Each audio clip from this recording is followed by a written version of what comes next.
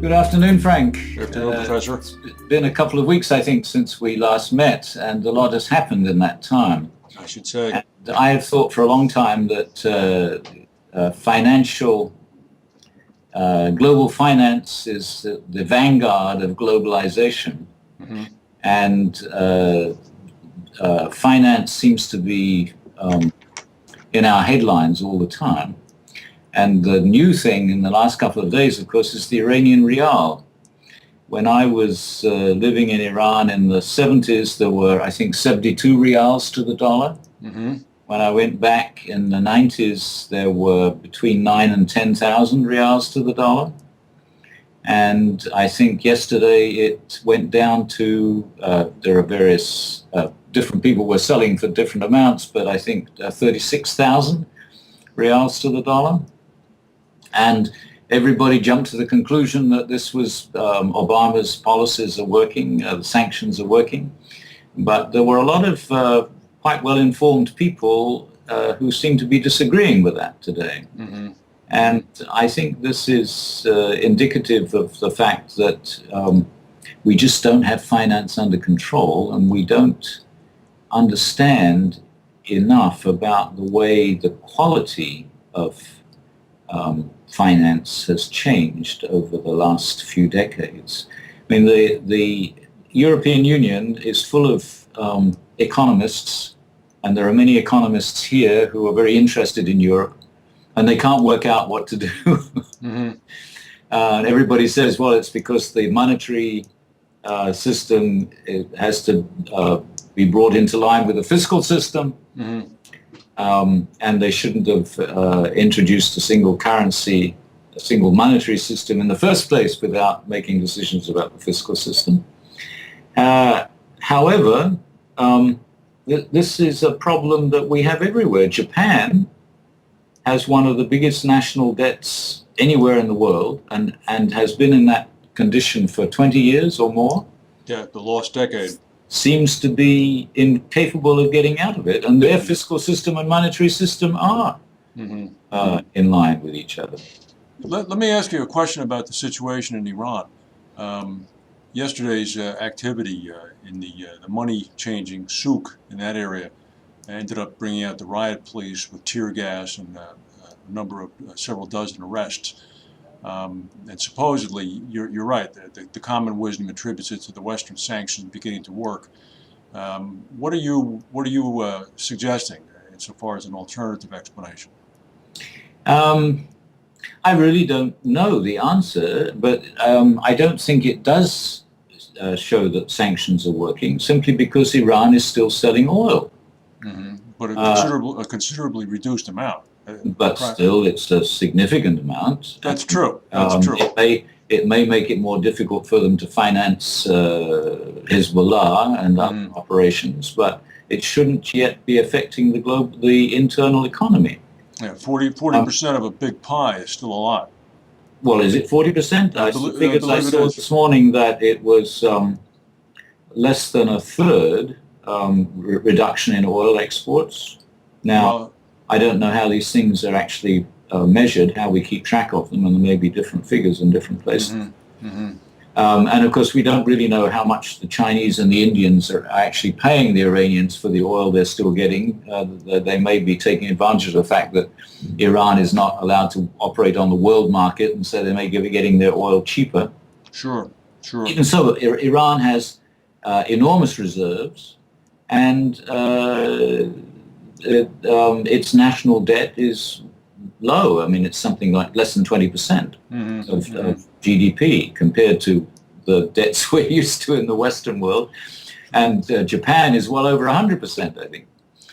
When Ahmadinejad was at the United Nations last week, I was reading in the regular press, the New York Times, that this was his last visit to the UN. I guess his term is expiring, and he is supposedly at odds with the supreme leader. Could you talk a little bit about that? Because the West perceives him as being in lockstep with the Islamic fundamentalists, and that's actually not the case, is it? It's a complicated situation because there are different interpretations of Islam in Iran and different interpretations of the way of the constitution in Iran. And Ahmadinejad and his supporters have been trying to push for a more radical, that is somewhat more a way of interpreting the constitution that would be more in tune with the way the lower classes think, the less privileged parts of the population. So in a sense, more democratic.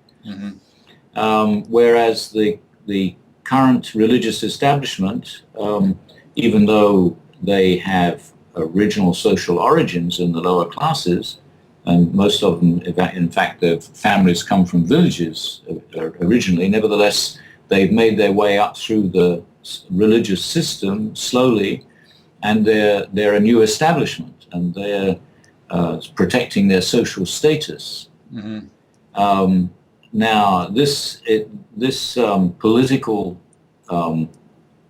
division in Iran over the last, ever since the revolution to some extent, but especially over the last decade, has led Khamenei, the supreme leader, to try to make sure that he keeps the establishment in power. And for that reason, he's taken control of more things than Khomeini, who originated the whole idea, ever expected or thought should happen. So the outlook for the Iranian political situation is very uncertain because we don't know who's going to replace Ahmadinejad as president. And we don't know how long Khamenei is going to live and who will replace him. Because even among his colleagues in the establishment, there are a lot of different ideas about how he should be carrying out his task. So, I mean, it's a much more democratic system than anybody gives it credit for. I mean, no democracy works in ideal ways. Democratic in the sense that there are a number of voices that have to be listened to and paid attention to. And there is opinion circulating fast all the time. And more efficiently throughout the whole country now than ever was the case before, simply because of social media. Right. So things are happening very fast. And it's that much more difficult to predict what's going to happen next. Also, one other thing I should say before I forget it is that the Iranian financial system has always been complex. That is exactly how money is borrowed and repaid has been somewhat more complex than we're used to in the West. Because after all, banks as we know them are a relatively new introduction to a system like Iran's. I mean, they were introduced in the early part of the 20th century, but they didn't take on the role that we expect banks to have generally now until much later.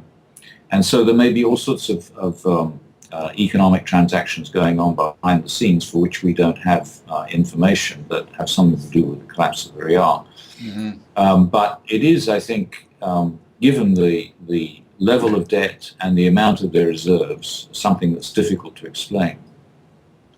Well, I would say so. And the other point that came out of the UN General Assembly meeting that I was struck by last week was the emergence of the new Egyptian president, Mohamed Morsi, as almost a man of reason and a man of moderation. And there was a glowing article about him in the New York Times and also the Wall Street Journal. He received a lot of press on the television and the radio, and it's almost as if it's an audible sigh of relief in the West that he's not a bomb-throwing Islamic or Muslim Brotherhood kind of reactionary revolutionary. Absolutely, but it's also interesting that he is campaigning in a very civilized way for Iran to have an equal voice in world affairs, even though he makes, at the same time, he's making it very clear that he doesn't agree with Iran's point of view. That was what led me to that, because he was either going to or coming from Tehran after the UN. Mm. And there was some American pressure suggesting that it would not be good if he went there, but he went anyway. Mm. So, because the Iranians hosted that non-aligned nation meeting last month, which the Egyptians showed up at and actually, began to speak relatively sternly to them. And it was at the person of Morsi who did that. Yeah. That's really when he began to emerge in the West as somebody, wow, this is good. Somebody's actually saying to them what should be said, at least in the eyes of the West. Well, this, of course, is something that Obama's going to have to deal with in the second debate, on which is going to be focused on foreign policy, assuming that Mitt Romney knows enough about the rest of the world to ask him the right questions. Well, Romney certainly seems to be a quick study. There were a number of books that I noticed reviewed in the New York Review of Books 2 weeks ago, focusing on the Soviet withdrawal and the Soviet fighting in Afghanistan, that 10-year period. Trying to draw some parallels to life after the Russians left and perhaps how life would look after the United States leaves. Were you by any chance aware of any of them?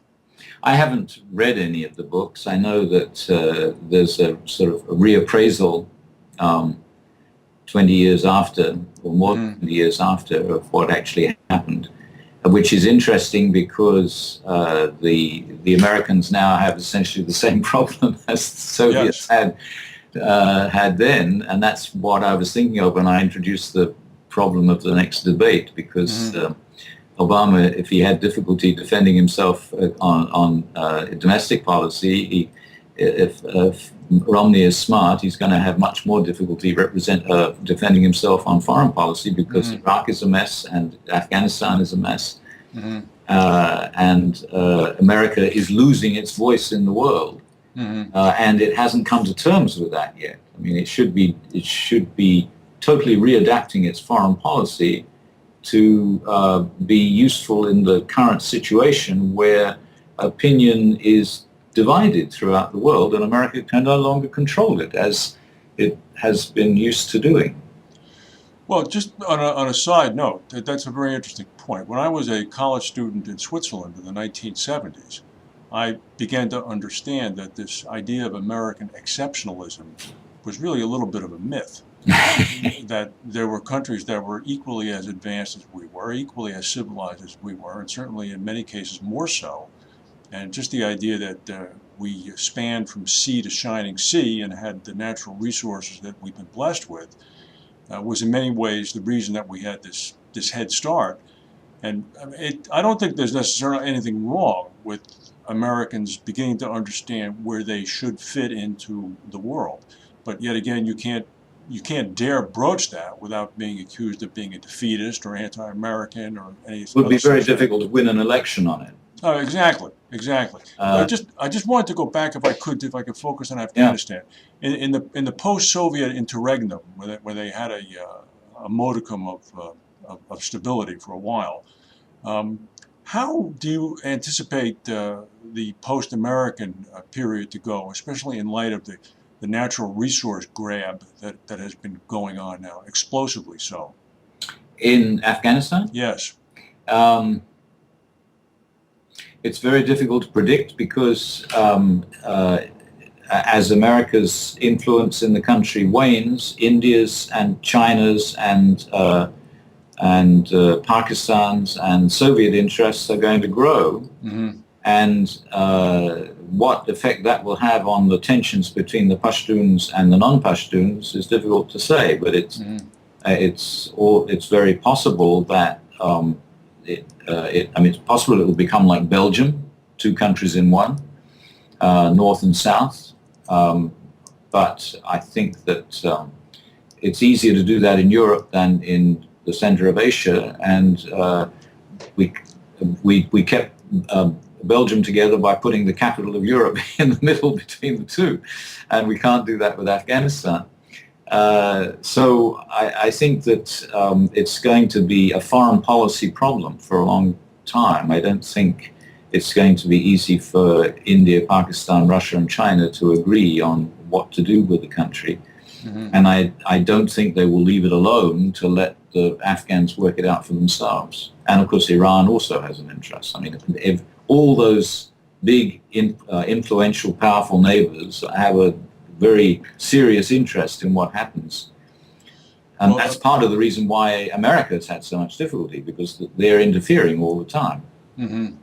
Well, the American interference is going to end when they leave, because I think that insofar as corporate involvement goes, the United States corporate sector is way down the pole in involvement compared to Russian and Chinese and Indian investment, and so far as the natural resource. Yes, but if it depends whether America really does rethink its foreign policy generally, and I can't imagine it rethinking its foreign policy in the next decade in such a way that it will really depart entirely from Afghanistan. Really? Well, it would be the first time it's done something like that, because I mean, there's all these natural resources in the center of Afghanistan that have been discovered that somebody has to develop, and they're only useful to certain economies, and the American economy is one of them. And America is very closely concerned with what happens in India and Pakistan. So I suspect that America is going to continue to be involved in some way. So I would take it then that given the level of oil in Iraq, you continue to view the American role in Iraq as still being quote unquote involved. I can't see America withdrawing. I mean, America may withdraw all boots on the ground, but there'll be all sorts of arrangements for advisors and other people. And of course, there are CIA operatives all over the place now, even inside Iran, presumably, Right. or at least there were until recently. Right. So I suspect there will still be American activity out there somehow. How likely do you think it is that Obama is going to act, as per the front page of the Times yesterday, on the perpetrators of the Benghazi killings before the next foreign policy debate? Well, the question is whether if he can find an opportunity to do something like that before the next debate, I'm sure he will do it. But it's, in the same way that finding an opportunity to kill bin Laden presumably couldn't be organized very much in advance. And there's a lot of chance involved in whether he can do anything about the Benghazi thing. But that is a big problem that he needs to do something about. Yeah, well, according to the leaks that were coming out yesterday, they have identified the assailants, and they're tracking them now. Yeah. So well, that's what they're saying, but then they need to say something like that. Of course. Whether they're actually right. Making any progress, any headway, I don't know. Because since our time is almost up, I wanted to bring us back to this problem of the relationship between what's going on monetarily, fiscally, and politically. Because I think that we're at a stage of globalization that makes that a particular problem. It's a problem we have a really serious set of financial problems in this country, in the sterling area, in the euro area, in the yen area. There are concerns about what's happening with the Chinese economic situation. And I think it all has to do with the fact that the way amounts of money that we deal with are astronomically greater than they ever were before, which means that dealing with them is a qualitatively different problem. And even though we've got all these people on Wall Street and the city, and there are other places who are amazingly innovative as far as their own interests are concerned, I think that governments haven't caught up with the fiscal situation, and that seems to me to be beginning to be the dominant problem in globalization. Well, we could perhaps start a business venture with the development of a new version of calculators that has more and more decimal places on it. You never know. It's impossible to work with a calculator when you have trillions of dollars in play. Well, we have to get used to dealing with superscript numbers after. Yes. All right. Well, thank you very much, Professor Spooner. We'll look forward to talking next week. Bye. Bye.